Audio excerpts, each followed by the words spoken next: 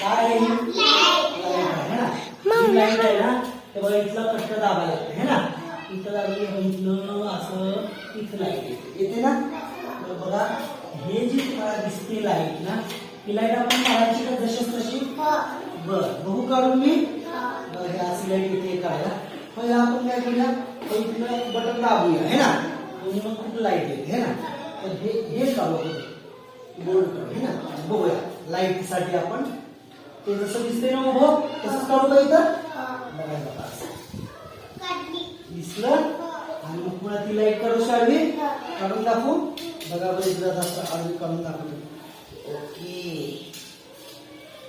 बघा झाली की लाईट तयार. माझ्यासोबत म्हणणाऱ्या लाईटीला म्हणणार म्हणा म्हणून यल